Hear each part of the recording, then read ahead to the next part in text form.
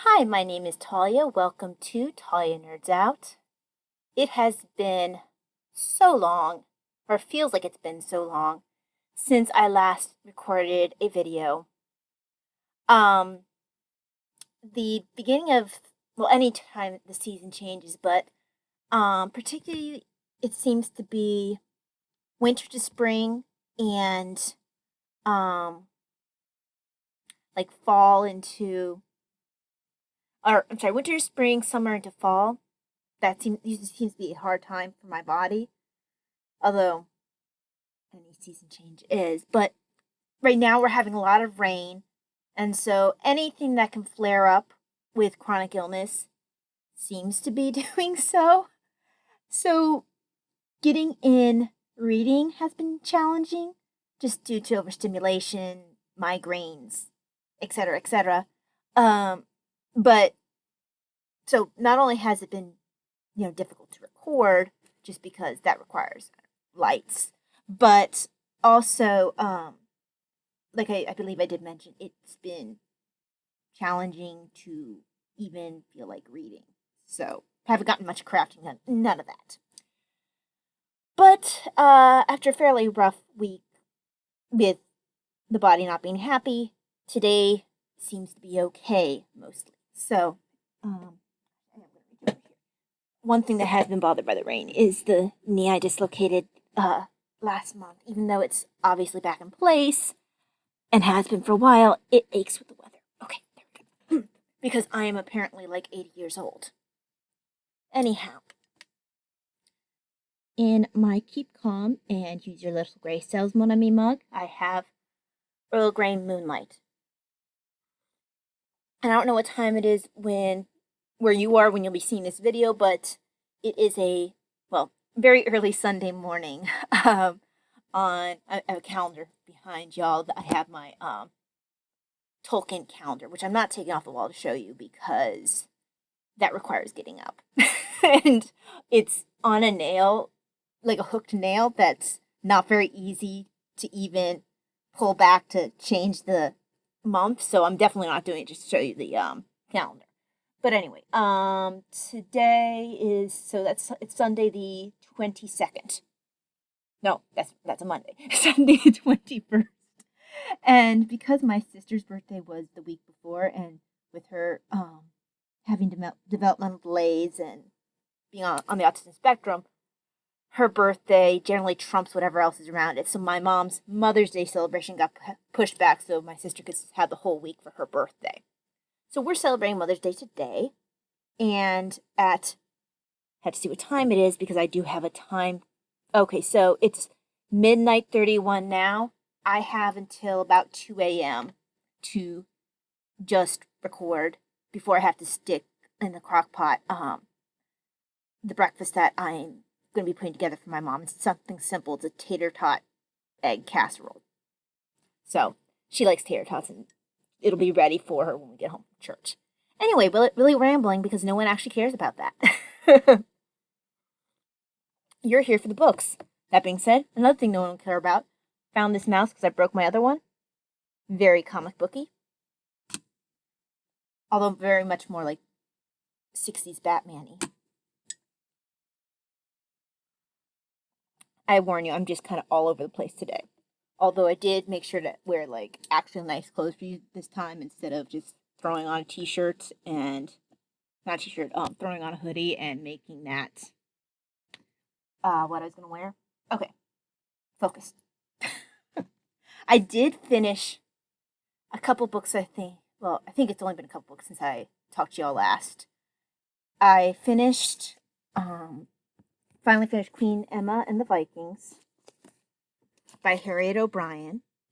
Now, I did enjoy this book, definitely. I do feel like the author is biased towards Queen Emma. Not enough so that it ruined my enjoyment of it, but I could definitely see that she had a bias. Just generally seem to paint things in the best light, but I've definitely seen it worse. I have some notes, so let's see. Now, she does some of that thing that I complained about in the book Alison Weir wrote on Catherine Swineford that I read, I think it was last year. One of my complaints about that book had been that Alison Weir would make a lot of assumptions. Um, no doubt XYZ, because there was enough evidence to prove whatever, and she would just find a way to like shoehorn Catherine Swineford in there. There is some of that here, but it's not nearly as egregious as it was in the Catherine Swineford book. Possibly because there might have been actually more things written that would point to where Queen Emma was and what she was doing, so more actual records. Let's get rid of that note. But the one thing that I was surprised that I enjoyed in this book, or didn't mind in this book, was the fact that each chapter was started with a narrative versus just going into the history. Remember when I read the book, I don't have it up here because I threw it downstairs with my books I don't want necessarily upstairs, and I don't need constant access to. It was, it was God's on Earth, I think it was called. It was about Akhenaten and Nefertiti, and it was, I think it was called God's on Earth. Egypt's Golden Couple, God's on Earth. That's what I think it was called. Okay, anyway. One of my biggest complaints about that book, although I had a lot of complaints about that book because I really didn't like it, but one of my big complaints about that book was each chapter began with what really felt like just poorly written historical fiction. So when this book started with a little fictional section at the beginning of each chapter, I kind of groaned inwardly. I think I even mentioned this in the first video that I covered this book. I groaned inwardly, and I was like, oh, this is going to be doing the same thing that Egypt's Golden Couple did. Darn it, I really hated that way of writing the book. For whatever reason, I didn't find it nearly as annoying in this book. And I think I narrowed it down, possibly, to one or two reasons why it might not bother me as much. Well, maybe three. It could have been the era and the location. I do tend to really like English history. I don't think that was the main reason, but it could have been a factor. The main reasons I actually think I didn't mind this as much is that'll hopefully be edited out. The main reasons I don't think I minded as much were that I don't have brain enough to worry about that. Anyway, I don't think I minded as much simply because, first of all, it was better written. I felt the fictional section was better written in this book than it was in Egypt's Golden Couple. The other thing is I could almost, in my head, pretend it wasn't a fictional account because, unlike Egypt's Golden Couple, it didn't insert internal thoughts or dialogue. So it didn't feel quite as historical fiction, fan fiction-y. It slid more easily into the actual historical text. So it wasn't as jarring, it wasn't as annoying. It wasn't necessarily my favorite part of each chapter, but I actually found some value in it and wasn't annoyed the entire time. So I will give the author, credit for that she actually was able to change my mind on that particular style to see that, okay, it can be done well, even if it is not my preferred style of a history book, having a fictional account at the beginning of each chapter. At least it can be done well. So that's probably the biggest thing I wanted to mention with this. I think I gave this a 3.5, 4-star on Goodreads. I really can't remember now because that was like a week ago. You know, a lot happens in a week. But yes, I do recommend this book. It was an enjoyable book. Just keep in mind, like I said, there is a bias towards Emma. But I do feel like I learned from it. I do feel like it's well written. Yeah. Check it out. It's a good book. I'm trying to find a place to put this because I actually have a lot to talk about, whatever. I also just went ahead and pushed my way through the Book of Kells. Now, this one, I think I did rate a 4-star. And part of that is because, first of all, there's a lot of interesting information here. But I want to go through this again at some point with a magnifying glass. Because they say that there's a lot of details in each part of the illuminated script where there's like, if you look really closely, you can see where there's like animals that you might not have caught if you weren't looking super close, or symbolism or whatever. And I think that there's a lot I missed if by not looking at it super close at like a magnifying glass. So this will be something I hope to look over again in the future, because when I look very closely, I feel like I can possibly see some of the things that they are talking about. Like, okay, for example, if you didn't look very closely, you wouldn't necessarily realize it's like a little dragon right there in that whatever letter that is. And like they have this like creepy dog creature thing there. That's more obvious.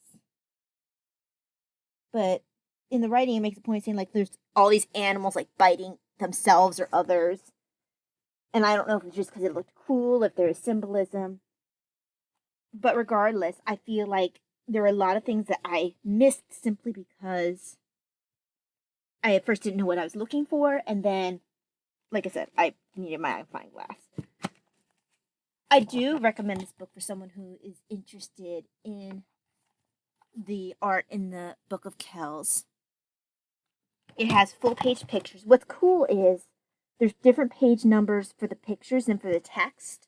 So when they refer to something in the actual Book of Kells in the writing, they'll go like, well, in plate 10. So then you go ahead, you pull up to plate 10, and you can see what they are talking about, which I found to be useful because even though it's a lot of flipping around, at least I know what they're talking about, because it can be very hard to picture what they're saying in your head without flipping back. So it's a small book, but there's a lot in here, particularly for someone who enjoys historical art. Okay, now before I continue on to shockingly more book stuff, like enhancements, I do want to go through not only what I have been reading, but I have been asked by, I think it was Vinod, who had asked me about what I would recommend reading first as someone who enjoys Tolkien's works. Now, I did sit and think about it, Vinod, about like what order, and I have to be honest that I am still very early on in my own journey of reading through all Tolkien stuff. I did a lot of TolkienTube, which is why watched a lot of TolkienTube, which is why I know as much as I do sometimes, because I'm not as far along as I'd like to be. But I would probably say Silmarillion after finishing the trilogy for Lord of the Rings. And I found that after reading the Silmarillion, there were things that I got more, or not, I'm still reading Silmarillion. I found that after watching TolkienTube, I got more out of reading the Lord of the Rings, because things that just didn't click for me suddenly made sense because I remembered those legends, or I recognized a name that I didn't before because I wasn't aware of the lore. And the way to get that lore without spoiling it for yourself on TolkienTube is to read something like the Silmarillion. As for what I would do next, what I'm personally going to do next, well, first of all, I do think having the complete Tolkien companion is helpful because I know personally I'll forget what something is, and it's easier to find it here than to flip throughout the book and try to remember where it was at. I'm looking back at my Tolkien collection over there. I have so many now that it's hard to know where to go next. I think I would probably go for Beren and Luthien. I have been looking forward to reading Beren and Luthien for so long. Although Beren or Luthien or the Letters of Tolkien. Okay, so this is where I'm having trouble making up my mind. I really want to read Beren and Luthien next. I want to do Beren and Luthien. That's a collection. It has all the different lays, the different versions he possibly had of it, etc. And my plan was, okay, before I got all my other Tolkien books, is the Beren and Luthien. Then it was going to be the the Children of Húrin. Then it was going to be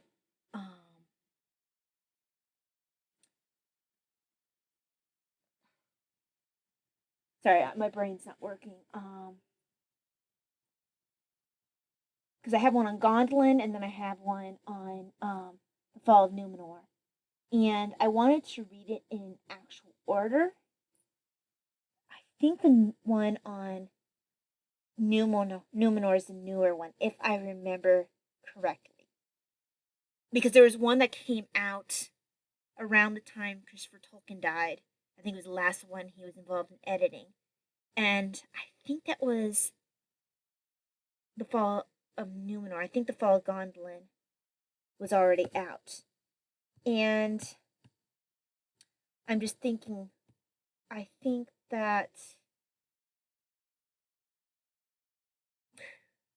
I had to check the order. I haven't gotten to that point in Silmarillion yet. And I can't remember if when Numenor came in there in opposition to Gondolin. I know that Beren and Luthien was first. But, oh, you know what? Duh. Okay, Numenor has to be... I'm pretty sure that's after the... after the Children of Húrin. I think that might even be after the Fall of Gondolin. I have to get to that point. I'm not there yet. Anyway, I think the Silmarillion is a good place to go next. I'm not completely sure if a next good place are the Letters of Tolkien. I've heard the Letters of Tolkien are very good because they answer questions like, did the Ents ever find their Entwives? Those kind of things. And I believe most of the letters are based off of Tolkien's then published work, so that would have been The Hobbit and the Lord of the Rings trilogy. So if you weren't quite ready to jump into Silmarillion yet, and you want to still kind of keep in the feel of what you've already read, if that thing you've already read has been The Hobbit and trilogy, I would say maybe the Letters of Tolkien, because then you're still in what would have been published at that time, and kind of get an insight into Tolkien's mind before headed into some of his things that he never necessarily intended for publication. But if you were to decide to go with the Letters of Tolkien first, I would still recommend after that to start with the Silmarillion. And from there, I think it's kind of like hodgepodge, whatever you feel like you're most interested in. I've been interested in the story of Beren and Luthien for a while. It's been very hard to hold off reading that. So it's going to be hard for me to decide whether to read that next or the Letters of Tolkien. And I kind of feel like I should probably read the Letters of Tolkien first. Yeah, I think that's as far as I'm going to go because I haven't read enough of... I haven't even finished the Silmarillion yet, and that will help me decide where to go after the letters of Tolkien.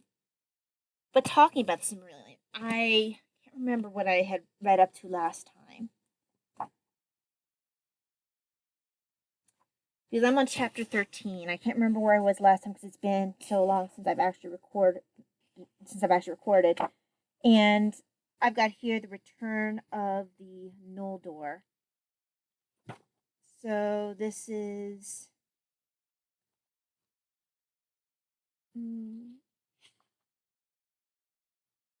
okay, I think...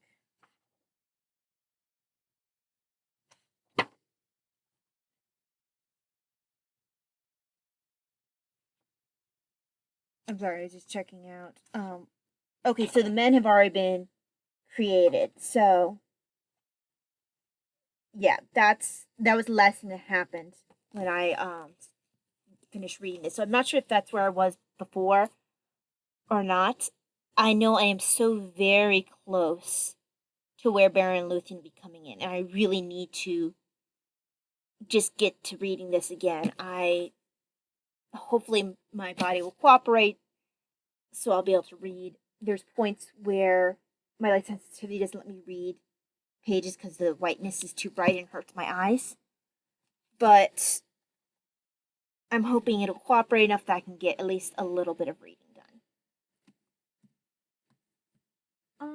I don't think I read any Terry Brooks this time. If I did, it wasn't a whole lot. I hope that helped a little bit, Vinod. It was kind of rambly, but to condense that down, in case you got confused or anyone got confused, if you have not yet started Silmarillion and you've just finished The Hobbit and the Lord of the Rings, I would recommend next probably Letters of Tolkien, because from what I understand, it deals with things that were published at the time, which would have been The Hobbit and The Lord of the Rings. And then from there, I was just Silmarillion. And then go forth and choose whatever, because I don't have a whole lot to suggest after that point, because I have not gotten past Silmarillion myself. Okay, other things that I am currently reading.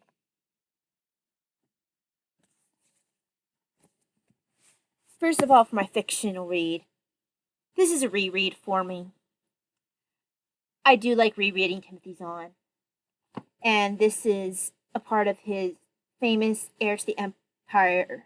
I'm sorry, his famous Thrawn trilogy, Heir to the Empire. We're going to cover the part that says Legends, because that's not what they used to be called. That's what Disney called them after it decided to rewrite things there. So Legends isn't what it says anymore. It's just, I wish I had gotten this used so I could have had one of the covers that did not have that little annoying Legends across that, because it drives me nuts every time I look at it. But I love this book. I love this series. Partway through, if I was to sit down, I could burn through this really quickly. But I'm just taking my time. It's not like I don't have the time. I've read this book so many times before that I could put this down and pick it up, no problem, know exactly where I'm at. If you are someone who's read this book before and you're interested in kind of like behind the scenes stuff, I think there was like an anniversary edition where Zahn had a version of this particular book in the trilogy, and he talks about, I'm not sure if it's footnotes or after each chapter, I can't remember which, but he talks about kind of like his thought process while he was writing it, that kind of thing. And I found that to be very interesting. It's not this version. I have that version on Kindle, although I wouldn't have minded having the commentary version in physical form. But regardless, great book. Recommend. Might read myself. I'll read it as I go to sleep tonight. I don't know. I still have to finish Emma. I've had that going forever. Let's see, which one next? Okay, well, I'm still reading Venerable Bede. I really enjoy his style. I do it. It seems to be taking forever, but I mean, the text is so small. And so it takes a little while. I also have a bookmark back here because I finally figured out how to find the footnotes, because I like reading footnotes simultaneously. So that part is part of what takes a while too.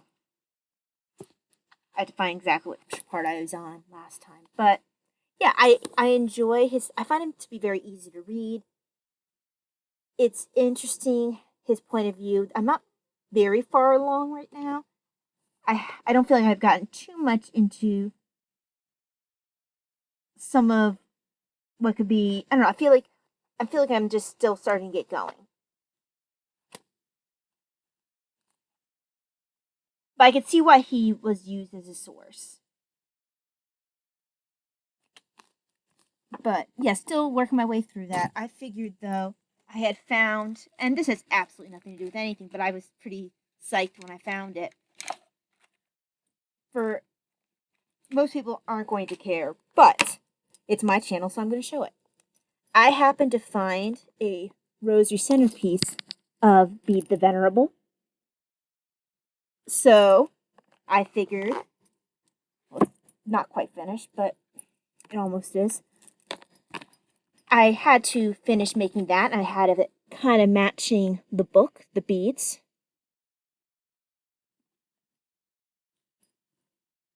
This is a green agate for the Our Father beads. And this cross I thought was so cool. It kind of matches the... Okay, you see the yellow cross in the center? I feel like it kind of matches that style, which is why I chose it. And if there's a little cross, the cross I'm talking about in the center is the one behind Jesus' head, and look, it matches the one in the center of this symbol. So I thought that was cool. So yeah, and I try to match the green with the green here. So yes, I have a matching venerable bead rosary that I made to match my book because I am a nerd. But yes, I have enjoyed reading some of the process that was put into getting missionaries over to Britain, the effort that Pope Gregory put into that. Like I said, I don't feel like I'm very far along yet, but I look forward to getting more into things. This one I have hardly started, but it's so good already. This is The Word Hoard, Daily Life in Old English by Hannah Vitting. My only thing about this book, I'm really enjoying it. Not that I'm very far along, but there are no footnotes or endnotes. And I'm kind of a footnotes, endnotes addict. And I get kind of, when there's none of them in a historical book. Because I'm like, okay, I see your sources. You said this. Where did you get that from? So, this author does provide her, I'm assuming Hana, I'm assuming that's female, Hannah. I see the sources that she's gone through. I see that she listed them. I just wish that she had just gone ahead. Oh, maybe, let's see. Okay, no, it's just that she hasn't put them together terribly well. Okay. I had this problem with Venerable Bede, too, where they had footnotes for him, but they didn't have it numbered. The way they have the footnotes in this book is kind of odd. That's why I didn't realize they were footnotes at first. They'll have like this kind of like little asterisk thing, and you had to go and find the chapter and that page number. And then you're like, oh, okay, so here's the notes for that page. So, like, for example, for chapter...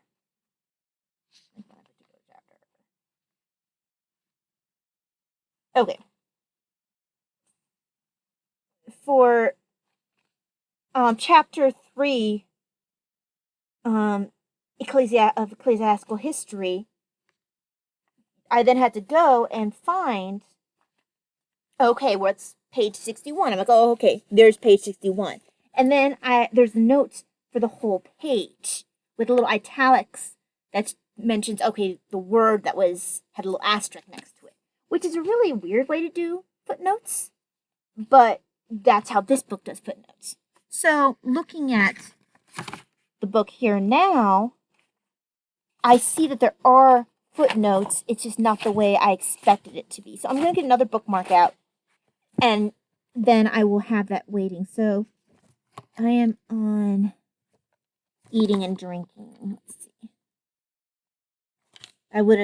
There we go. I'm in the second chapter. So let me get a bookmark out, and I will make sure I have that in here. There we go.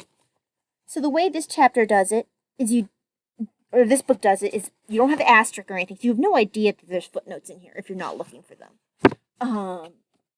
But if you go to the back of the book, it has the name of the chapter, which, by the way, I do appreciate because I've had a couple books where they don't have the name of the chapter, but it's still, or they don't have the name of the chapter on the top of each chapter, and they still have things broken up into chapters with the number that's used for the footnote. So I'm like, if I can't remember what the chapter is, I'm like trying to flip forward to find which chapter I'm on, and then going back to the footnotes and trying to find that.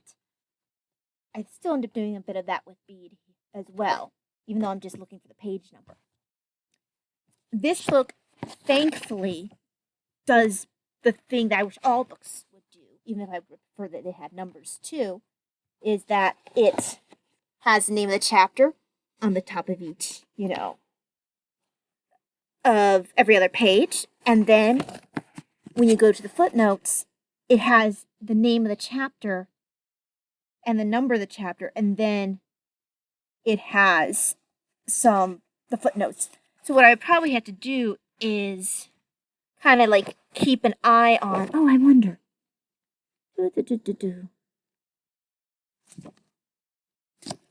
Okay, I thought at first, let's see, okay, it says it's food. Okay, that's a part on royal jelly. So what I would say probably for this particular book is I would just kind of like every once in a while flip back and forth to see if there's footnotes for that particular section, which is a little bit annoying, but honestly, there's things that I like about the way the footnotes are set up here and things that I dislike, which seems to be the case for most of the books that I read. So that makes me feel better. There are actually footnotes here because for me, for a historical book, that's actually really important because I don't want to just take them completely at their word. I want to see their sources, and I like footnotes that then go in further and provide like extra little goodies or extra little information for the people who take the time to go and look at the footnotes. So yes, not very far along. It is quite interesting so far.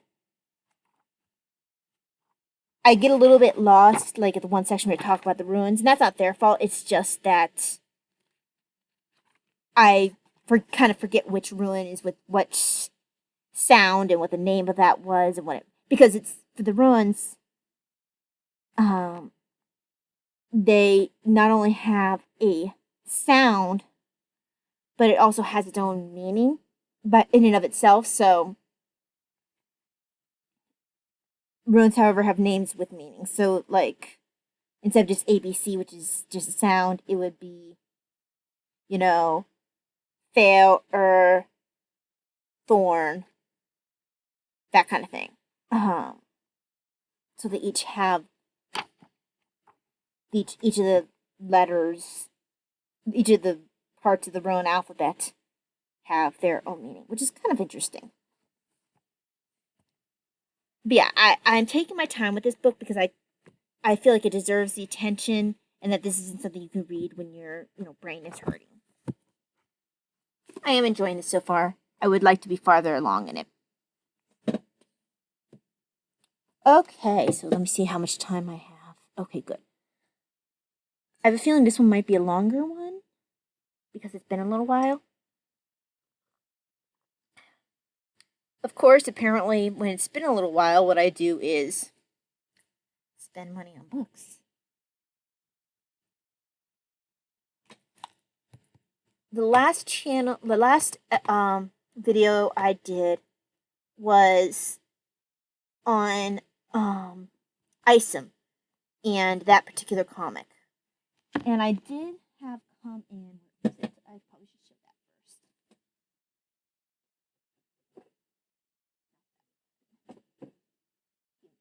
There it is. mouse. And I will be reading this at some point soon-ish. I could wait for the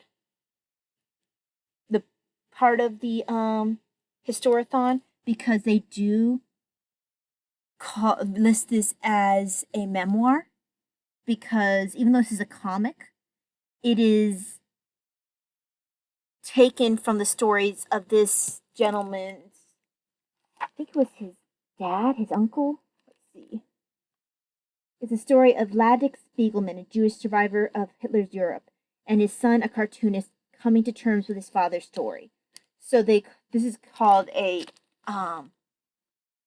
memoir, but although it's in comic form. And I've heard excellent things about this book, and I'm not quite sure if I want to read it yet or if I want to save it for the fourth quarter of the Historathon. But I do intend on reading this and covering it because I've heard such good things about it. But yeah, maybe other people would want to read along at some point. I don't know. Don't put that there because I'm not reading it right now. There we go. That leads me on to the other comic that I picked up. I've only had this in Kindle form before, but I really enjoyed this book, this collection. So I went ahead and picked it up. And it's nowhere near as serious as Mouse. I have jokingly called this like but you'd see the old buddy movies, like the buddy cop type shows or whatever. That's what this makes me think of. The Brave and the Bold, Hal Jordan, Barry Allen, traditionally great friends in the comics. And this is just a collection of several of their comics that they had. I'm not sure when a lot of these comics came out. They're pre-New 52 and Rebirth. So it has to be either, I want to say late 90s. Oh, wait, hang on. So, okay, this is cool. I didn't see this. We have Flash Green Lantern timeline. So, I don't think this includes all the ones that are in here, because the first one here is this one written.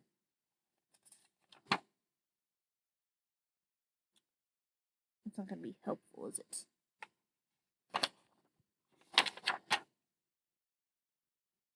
Okay, Green Lantern 129. So the first comic is from 1980.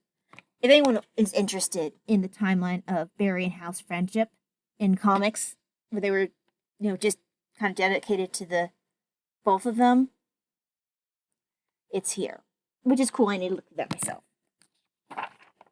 Okay, so the first one is a June 1980 comic, Green Lantern 129. And then the next one, the thing is, I think I'd always read that one last the collection. I don't know why. I think I always read this out of order for some reason. Let's see. Then the next one was a... Tell me when this one is.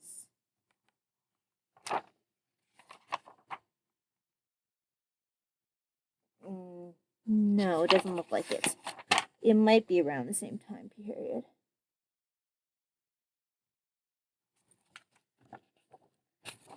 Okay, so it's anywhere from the 1980s to 2011.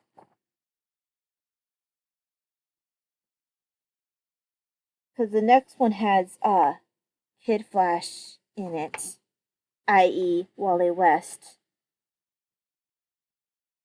So, okay, yeah, I'm not sure when that one is, because it's not being cooperative in telling me. Let's see. I'm not sure who the artist is, not bad. This is the one I always remember. And I don't know when this one was. This has the first Flash from like World War II. So that's Jay Garrick. Then you had the first Green Lantern from that same time period. So these are the Justice Society guys. And that's Alan Scott, and then you have Barry and Hal, which of course are the Justice League guys. And I always have enjoyed this particular story. Honestly, you could put Barry and Hal together in a comic where they just highlight their friendship, and I'll read it. I thoroughly enjoy their friendship. I think part of it is because they are such different people, but it's different than reading a Batman Superman where they are friends, even though Bruce won't really quite admit it unless he absolutely has to. These two guys are friends in a very different way. It's almost a way just normal people are friends. Even if they weren't superheroes, I think that these guys would be friends if they happened to be in the same area of the country. They aren't. I think that Barry's from the Midwest, and I'm trying to remember where he's at. He's not in Kansas. I know Wally's from Nebraska, was born in Nebraska, but I don't think he was in the same city as Barry. Don't think he's from Illinois. Michigan, maybe? I can't remember.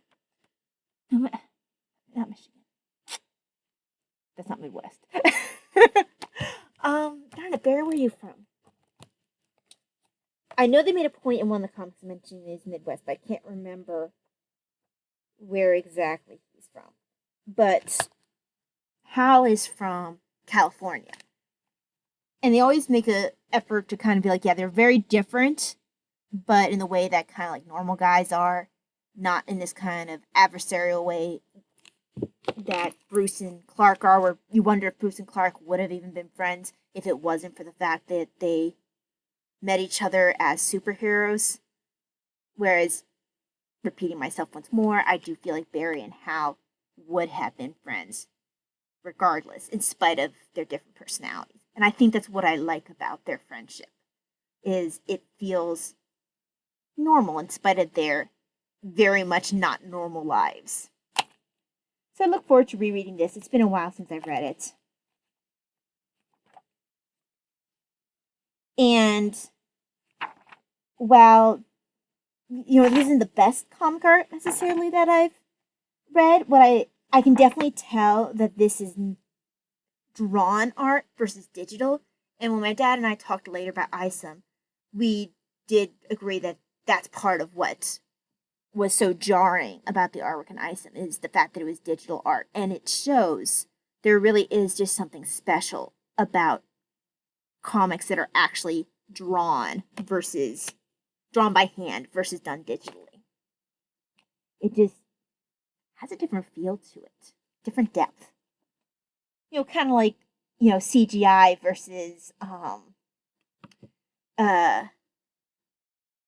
real effects. You know what I'm trying to say. I can't think of the word. You know what I'm trying to say. Like when they would do like in Jurassic Park, where you didn't just have like just the CGI, you had the manual effects too. That's probably not the right word, but you know what I'm trying to say.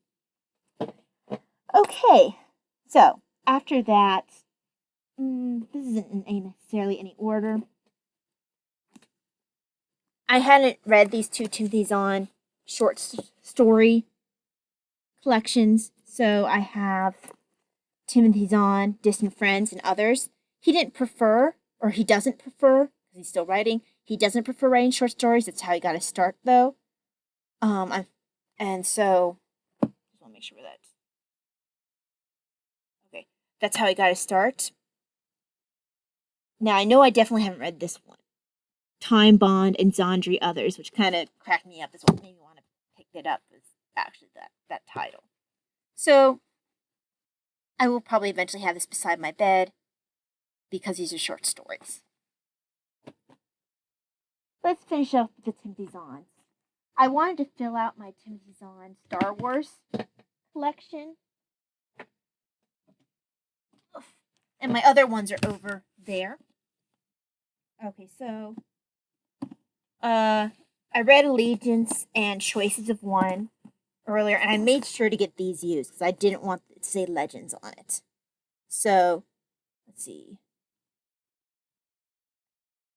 Allegiance is first, then is Choices of One, if I remember correctly.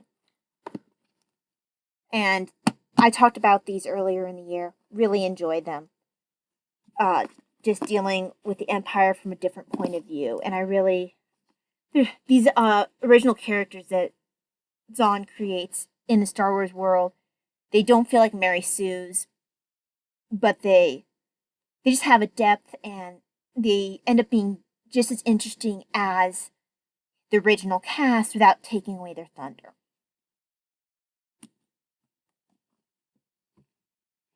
Then I kicked myself quite hard for getting rid of my original copies of all these, although Allegiance and Choices of One were not out yet when I had gotten rid of my Star Wars collection. The first one in this series, I think it's Spectre of the Past. This happens 10 years after the Thrawn trilogy that I'm reading right now. And then this is a duology. This is, after that is Vision of the Future. So, looking forward to rereading these, but I have to finish the original trilogy for Thrawn first. And this is one I've actually never read. And I don't want to go too much in detail with this because I don't want to ruin the duology for you. But Survivor's Quest. I look forward to reading this one. Can't go into details because it is spoilery otherwise. Okay. Moving along. I hadn't realized I hadn't gotten all of my P.F. Chisholm books in. I finally have gotten them all. I needed A Suspicion of Silver and Knives in the South. And I'll put these away behind y'all when I'm done. So now I have the entire series. And this is the Robert Carey series. It's quite a long series. It was written in the 90s. Recommended to me by Too Fond of Books, Janelle. Check out her channel.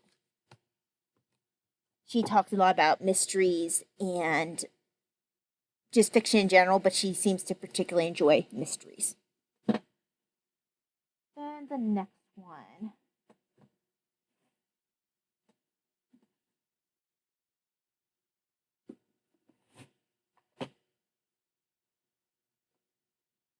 Okay, so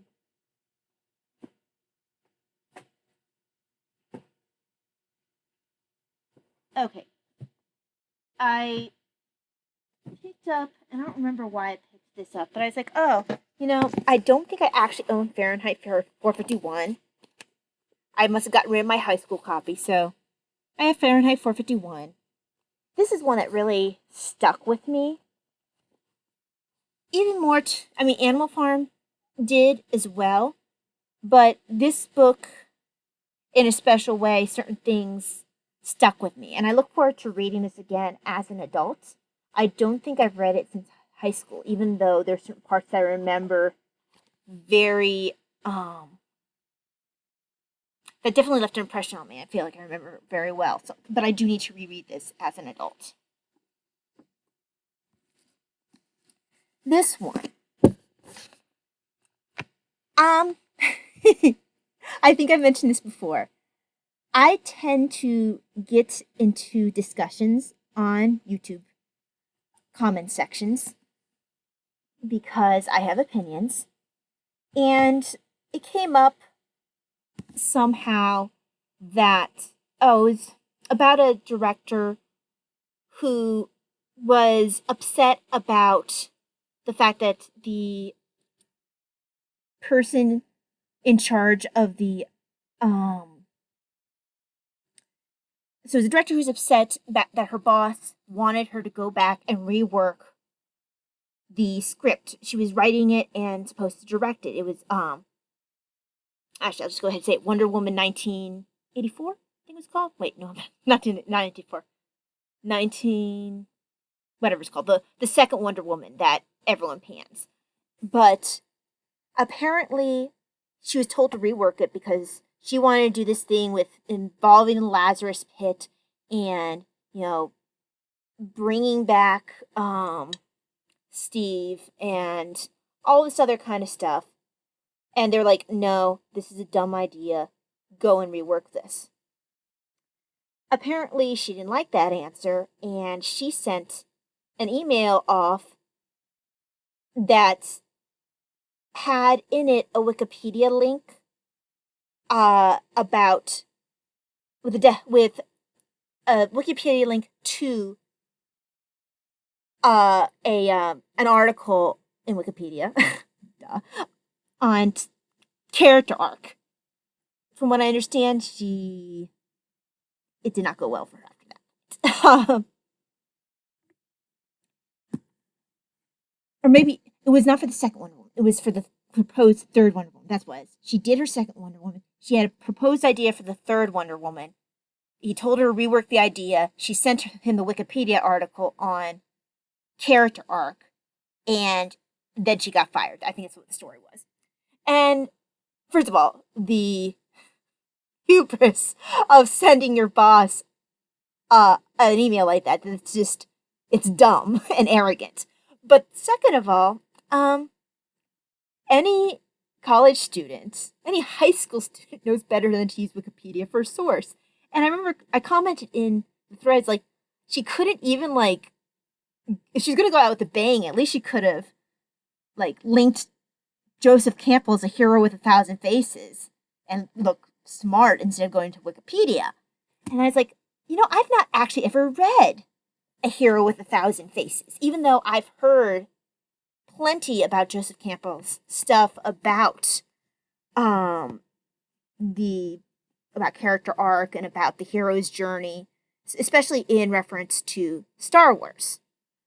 So I was like, I need to read A Hero with 1,000 Faces. So I picked this up, and I do look forward to reading this because as someone who does some writing and then someone who just enjoys diving into character and just a bunch of different things when it comes to character development and writing in general, yeah, this is going to be something I will probably have a lot of fun reading at some point. There's Man with 1,000 Faces. I found way too many books by getting into discussions and or arguments with people on YouTube. Let's see. Now, the next two books I'm going to show you did not come from arguments, but came from suggestions on the Discord for... Sorry, I'm trying to find the other one. The Discord for the Historathon. I think it was this book, yeah. So, these are both books on Black Death, and I'm not going to probably have time to read them this quarter because I've fallen so far behind due to this month being so rough physically. But I do look forward to reading this at some point. So these are both about, this one's about the Black Death, and this one is Justinian's Flea.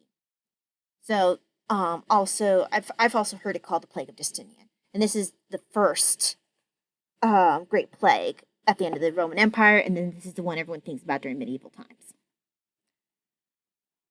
Both of them are going to be interesting. I just enjoy reading about Black Death, and I just realized that this is by the same author. So I'm actually going to wait this one because I want to read this one first.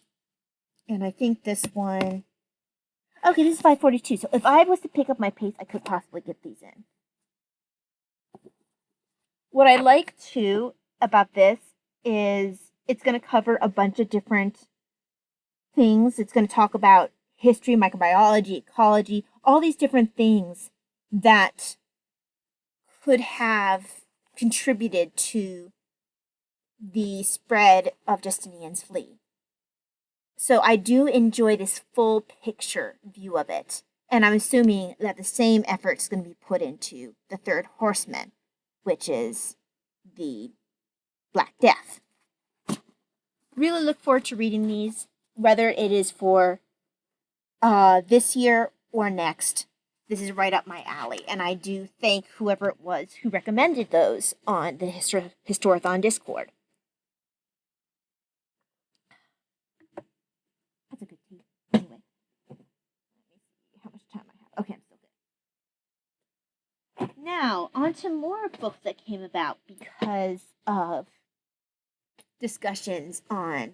Actually, before that, I'm going to bring up the non-discussion-y ones first.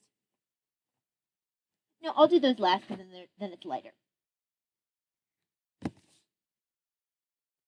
Now, anyone who has been around online and interested in history probably has seen stuff about the Netflix documentary of Cleopatra fiasco, about how it's really getting panned because Netflix had its own, wanted to ignore previous scholarship about Cleopatra to choose to represent her in a way that was not in alignment with previously existing scholarship.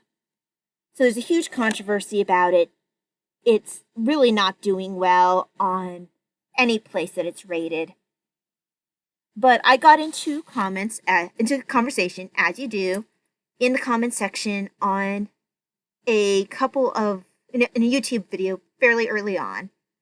Now, what generally happens is people don't like what you say, then they get mad, then they tell you to read a book, then you say, well, here's my sources, could you please present your sources?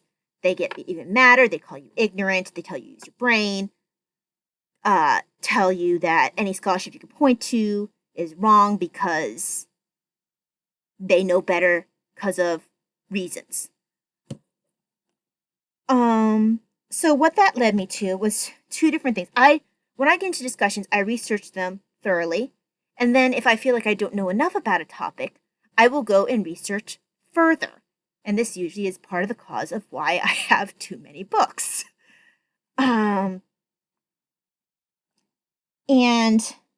one of the things that had come up is like, why can't they highlight some of the Nubian queens, since they stated that their objective was to highlight black queens. And so I was like, okay, well, let me see, there must be sources out there. Now, most of them were sources I wouldn't have been able to afford because I'm not Netflix.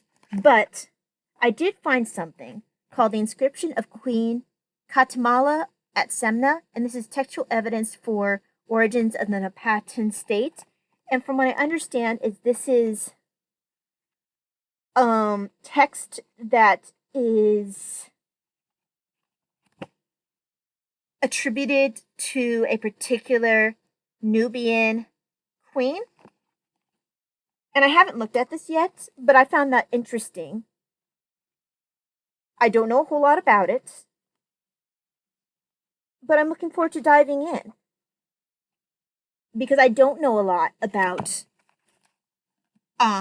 Nubian history. And that would have they would have been called not Nubian at that point. It would have been, my brain is broken. What did they call them? It wasn't Nubian. Kush. The Kush. So, don't know a ton about the Kush, but I look forward to at least reading into this source. Like I said, it was really hard for me to find the information I needed, even though apparently there is stuff out there. I just can't afford it. I did find, and part of it is just, this is really in-depth. This is a 2-part. I bet this is for college course. This is Women in Antiquity, Volume 1 and Volume 2. And there is a section on, let's see, I can't remember which book it's in.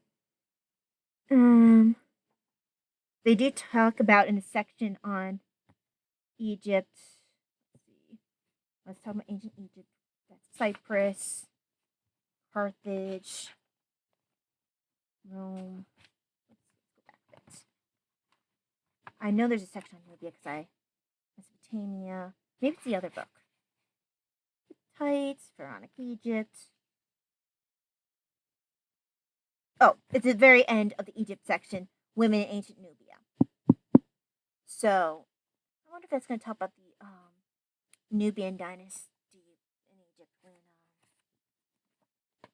during that period of time. Anyway, it's very much in depth.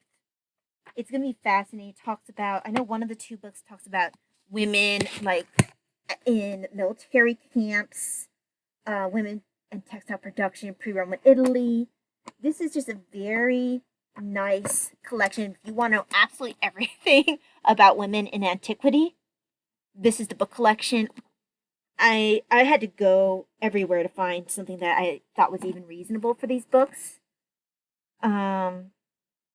Real Women Across the Ancient World. And let's see who puts this out. This is Routledge. But yeah, Classical Studies, Ancient History. But yeah, it's a two book set. Don't hurt my just in the please. Okay. Put that over there. So I found that in my search to try to find stuff on the Nubian queens. And then part of my discussion as well went into the artwork of Egypt about, trying to show like, look, there was, a whole variety of art.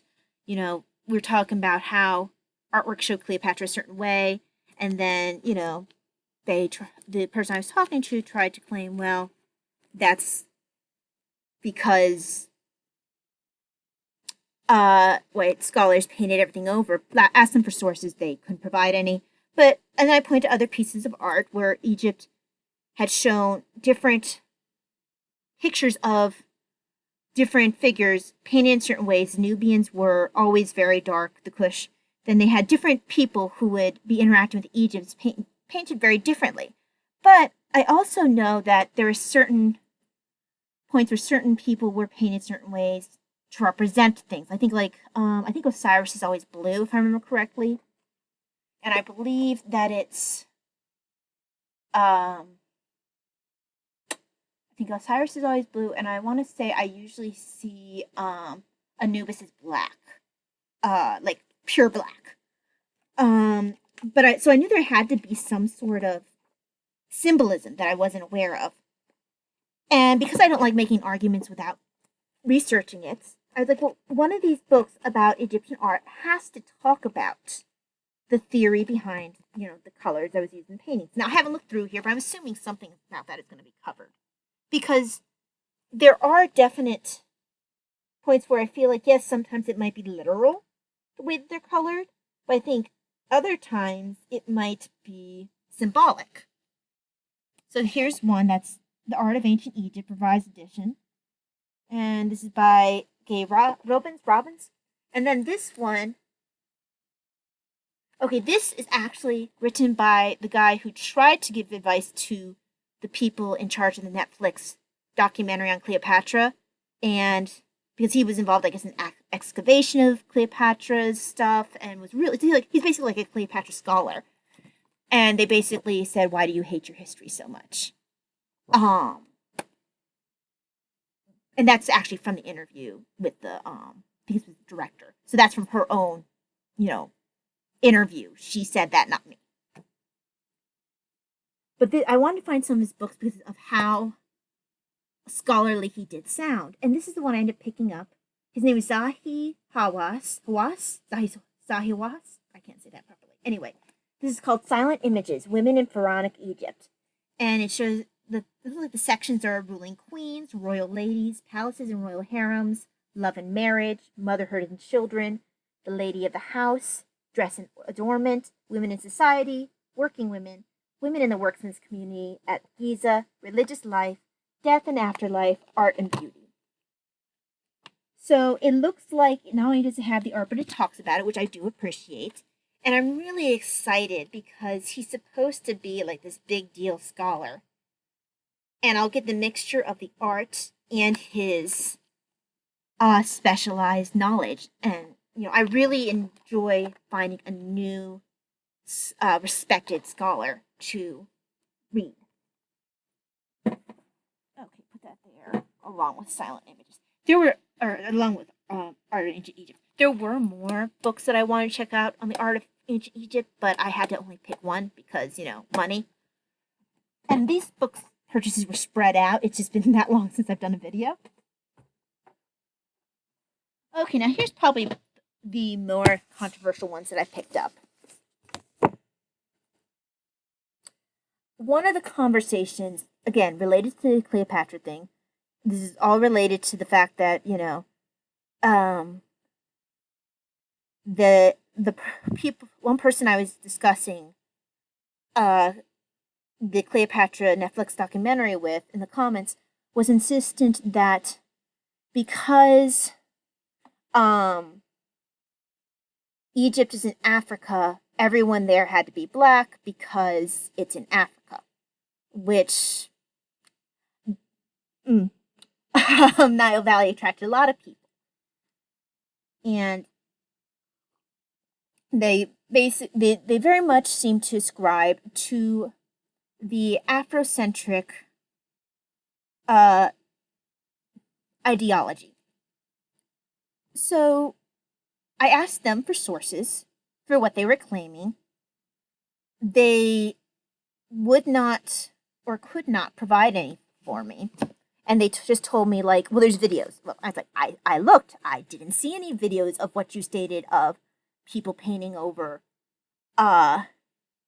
actual, existing paintings done by the Egyptians where they were all super dark. Or that was one of the things they claimed. It's like, he said, just look, it's there. I'm like, I did look. Could you please, point me where to go? Nope. It's there. So I did Google searches, I did YouTube searches, nothing. I did find a channel that took me to the guy who considers himself the father of Afrocentrism. Took a look at the book, and it just felt, I read in the comments, like, this doesn't feel like an actual historical book. This feels like an ideologue. So it's like, I need to go, this guy doesn't sound like he's a historian. He doesn't sound like he really, I need to go elsewhere.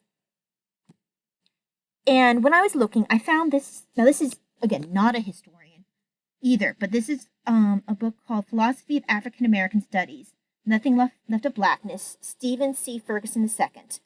It's African American philosophy and the African diaspora. Now, heads up going in, this guy is definitely a Marxist, which I didn't expect when I picked this book up.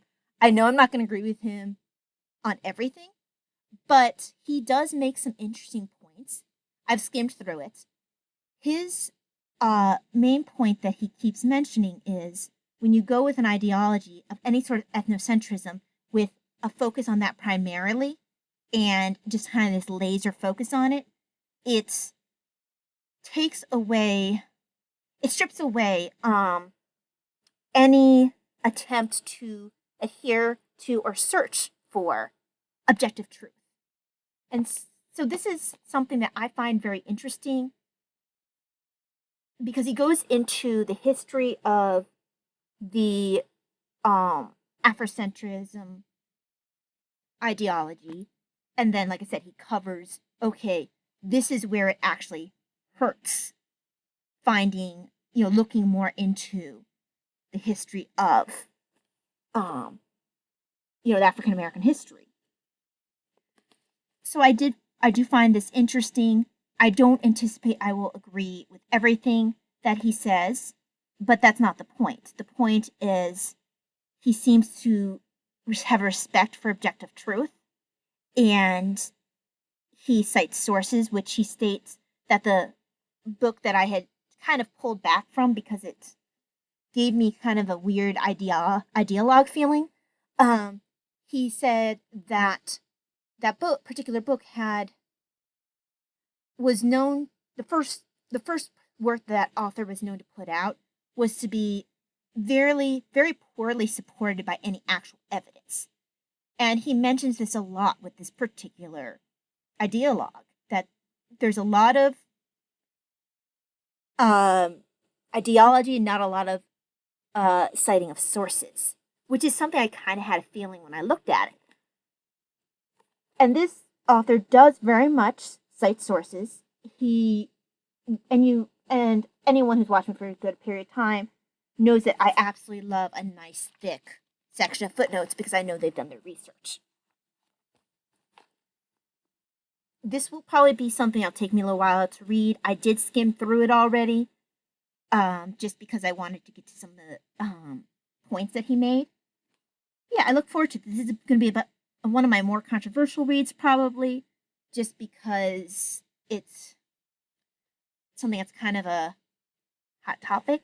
But I want to actually learn, and when I have conversations online, I don't want to just spout an opinion and not actually research it. So this is me researching it. And that also, I think this one came up.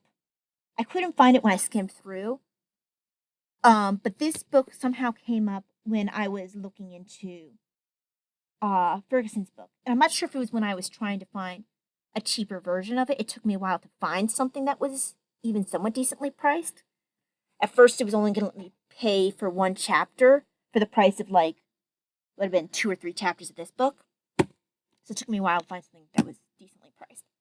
So this either came up because it was suggested by this author or in my search to find that book. But this book is called We Can't Go Home Again, An Argument About Afrocentrism. It's by Clarence C. Walker. And let's see.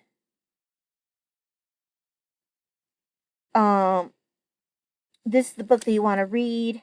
So this is praise for We Can't Go Home Again. This is the book you want to read if you want to understand where Afrocentrism comes from and why there's practically nothing African about it. As Walker demonstrates with great precision and clarity, its origins can be traced to Europe and to European fantasies about race and intellectual legacy, long since discarded by responsible historians. And that's actually brought up when I skimmed through philosophy of African American studies.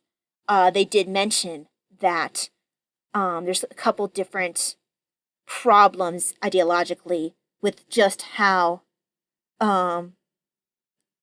dehumanizing it can be, the Afrocentrism, when just some of the theories around that or within that. Okay, then there's another comment. Clarence Walker's We Can't Go Home Again is a highly distinguished work of scholarship that traces the historical roots of present-day Afrocentrism. It is also a timely and devastating critique.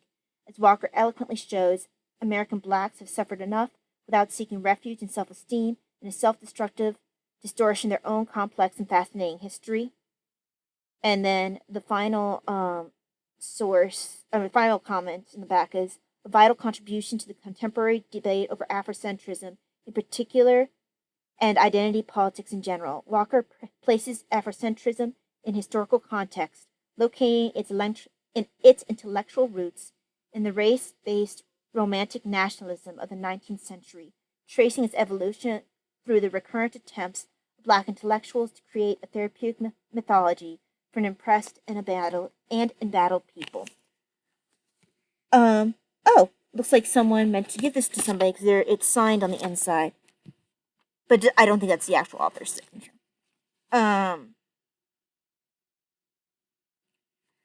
One of the things I remember, I either read this in the comments or somewhere else, and they stated something that I really appreciated was that the citation of sources was really good in this, which for me, as I mentioned, is very important. And I think this book also mentioned the lack of citing of sources in the original pamphlets or books put out by the self-proclaimed father of Afrocentrism. So this is the one I had gotten first because I didn't think I could find an affordable version of the other one. And I look forward to seeing from what different contexts these two authors come from, because I don't know a lot about either of them. Well, I know this other guy's a Marxist because he's like talking about Marx every. Just when I think that he's kind of moved away from it, uh, Marxism comes up again. But I wanted to say, okay, so Clarence Walker is professor of history at the University of California, Davis. This is Oxford University Press book. Let's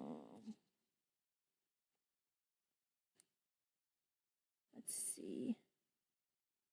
Picking up where his democratizing Black history ended, Clarence Walker's wonderfully cogent "We Can't Go Home Again" peers through the rhetorical fog that shrouds Afrocentrism and aptly labels it a curious, I can't say that word, amalgam?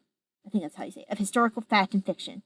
Walker's clear-thinking, authoritative grasp of Black history and refreshing common sense dissects Afrocentrism with surgical precision.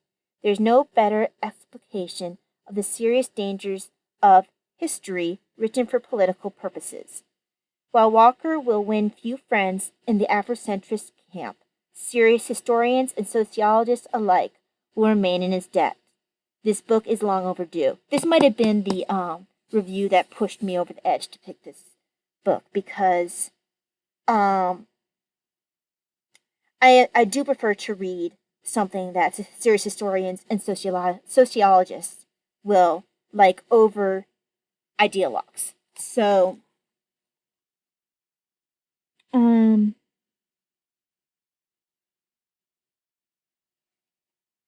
yeah, some of these things that it's mentioning in the jacket of the book, like if everybody, they have something that came up in the other book, which is if everybody was a king who built the pyramids, and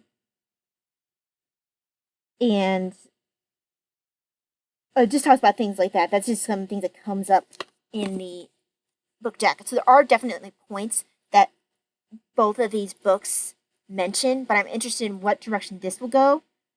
I think that this might go in a more historical focus, whereas this is more of a philosophical focus. They will probably intersect at points, but then they will move apart, where this one will dive more into the theory and sociological effects, I think. And I presume this will go more into the history and the sociological effects. We'll see. This is a little bit more political than I tend to read on here. But like I said, I like to put my money where my mouth is. If I'm going to talk about things, I want to actually research it. But yeah, these are books that I do look forward to reading. This one's a bit more of a thick read insofar as he's definitely a philosopher, and I have to think a little bit more when I read his stuff. He packs a lot into each sentence, it feels like. Or maybe it's just the word choices he makes. I don't know. This will take a little while longer. I've gotten the gist from skimming, but I want to make sure I get fully what he's trying to say. This one, I think, is aimed more at the average reader, or at least the reader who's not a philosopher. So I anticipate this one being the easier read, and probably the one I'll finish first, even though I've already started by skimming the other. Now, on a lighter note, when I was looking at books on art, again, related to the other thing about conversations on YouTube, this ended up being completely unrelated, but I found this. I've always been interested ever since, because when you read a lot of history, particularly medieval history, things will come up that just catch your interest. And one of the things I remember reading is that you can sometimes find in ancient illuminated scripts or in ancient books of hours or whatever, notes that the monks would have in the margins, like, this is just, I'm so tired, and my wrist aches, I'm hungry, and my candle's almost out, all these complaints. You'd be like, man, how did they get away with that? But I'd always heard that you could find crazy things in the margins. So when I saw this book come up, Images in the Margins, I had to go all over the place to find this in decent price because it was expensive on Amazon. But this is called Images in the Margins. It just shows the crazy things that you're like, how did you guys even get away with putting that in here? And honestly, this is a good callback to the Book of Kells, and it might help me to pick out a little bit more some of the things in the margins that I might not have realized were there. But like animals that you might find in the margins, knights jousting, just a bunch of random things that if you didn't know they were there, you might miss them. So I look forward to this one. It's a small book, but maybe I should start sooner rather than later because I just finished Book of Kells. That would go really nicely with that. And then this one drew me in because I love the front artwork. Isn't that beautiful? Medieval imagination, faces of power and piety. And I mean, you have good,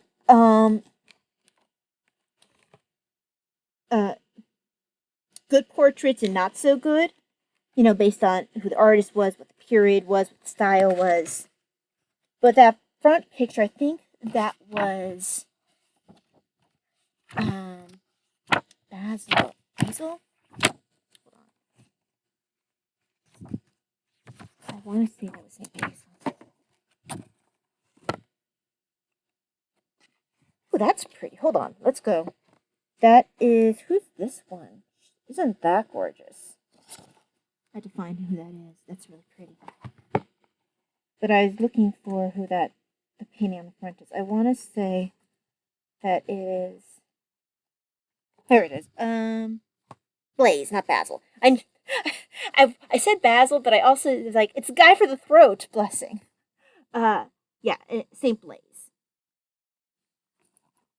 And that picture really drew me in.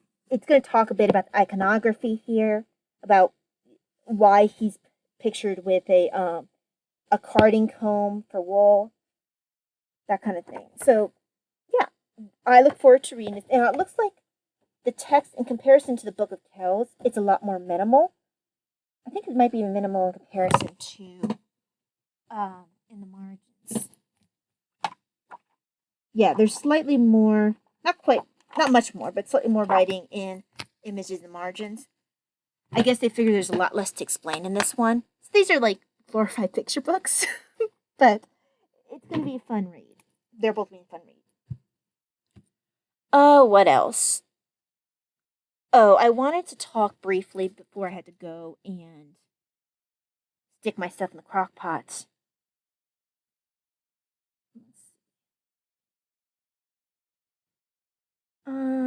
Audible books. This is what I should have been doing when I was having so much sensory overload, but I didn't think about it. Okay. I haven't done it in a little while, but I have been listening to The Last Viking by Don Holloway. Part of why I haven't been inclined to listen to the audiobooks lately is I have to finish this one, and it feels more like fiction to me than it does like history. It's written very much to my mind like a novel, and that's maybe if I had the physical book and I could look at the footnotes, I would feel better about it. But listening to it, I just am having trouble taking it completely seriously because I'm not sure. I guess it feels like fiction, the way it's written. And it makes me kind of question, how well done it is on a scholastic level. I don't know. I don't know. I know other people are reading this. I'm not sure how anyone else is enjoying this. The style I find a little off-putting, but maybe I would think differently if I was reading it instead of listening to it. So I do think I own the Kindle form. Maybe I should switch over to that and see if I like it better that way. That being said, due to, other things I was watching on YouTube, the Elizabeth Holmes Theranos case has come back into media attention, because she has been putting off trying to serve her sentence by now pulling a new stunt where, she wants to take care of her small kids now, and it's totally not a ploy to keep out of prison. And Elizabeth Holmes was absolutely a role that Sunny Belwani pushed on her because she's just this innocent little flower. And the voice that she always said was her natural voice, a super deep voice. Now it's, that wasn't true, that it was really part of the role. She's changing her story. She just wants to get out of it. She kind of gives me an impression from the documentaries that I've listened to, and then the book that I'm going to talk about, of a spoiled little rich girl who is used to getting her own way in everything and is too spoiled to take no or as an answer or to take constructive criticism, which is part of why she is where she's at right now. Besides, being a generally dishonest and awful person. But the book I am reading or listening to, and I've been wanting to actually read/listen to this book for a while, is Bad Blood by John Carreyrou. I can't say that. Anyway, I'm almost done with the book. I've been only listening to it for the past couple days, but I was like, rather than listen to YouTube videos on it, let me just listen to this book. I have a free credit that for my sister's, my sister got me for Christmas or my birthday, an Audible subscription, so I get a couple free books each month, or a couple free credits each month. But if you're unfamiliar with the story, so it's Bad Blood, Secrets and Lies in a Silicon Valley Startup. The full inside story of the breathtaking rise and shocking collapse of Theranos, the one-time multi-billion-dollar biotech startup founded by Elizabeth Holmes, now the subject of the HBO documentary The Inventor, by the prize-winning journalist who first broke the story and pursued it to the end. The story is even crazier than I expected, and I found myself unable to put it down once I started. This book has everything: elaborate scams, corporate intrigue, magazine cover stories, ruined family relationships, and the demise of a company once valued at nearly $10 billion. And that quote is from Bill Gates. In 2014, Theranos founder and CEO Elizabeth Holmes was widely seen as the female Steve Jobs, a brilliant Stanford dropout whose startup Unicorn promised to revolutionize the medical industry with a machine that would make blood testing significantly faster and easier. Backed by investors such as Larry Ellison and Tim Draper, Theranos sold shares in a fundraising round that valued the company at more than $9 billion, putting Holmes' worth at an estimated $4.7 billion. There was just one problem. The technology didn't work. A riveting story of the biggest corporate fraud since Enron, a tale of ambition and hubris set amid the bold promises of Silicon Valley.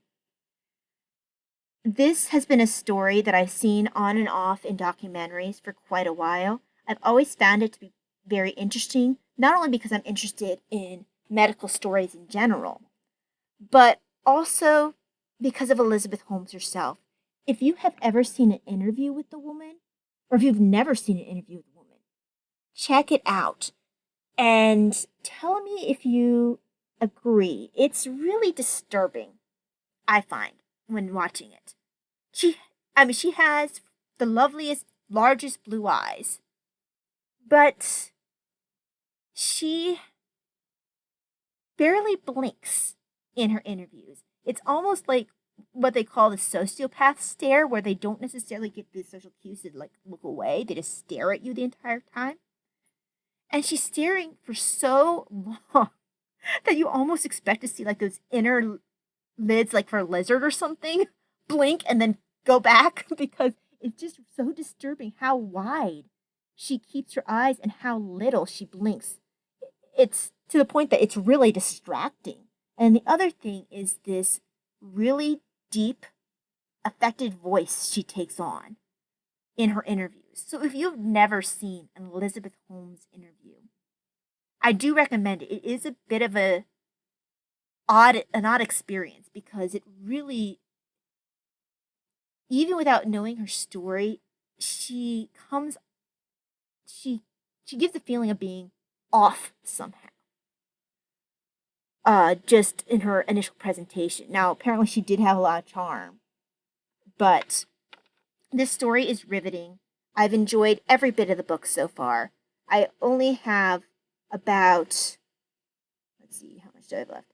I have 3.5 hours left of an 11.5 hour long book. I started this yesterday. So, thoroughly enjoy, highly recommend. I actually think I started last night.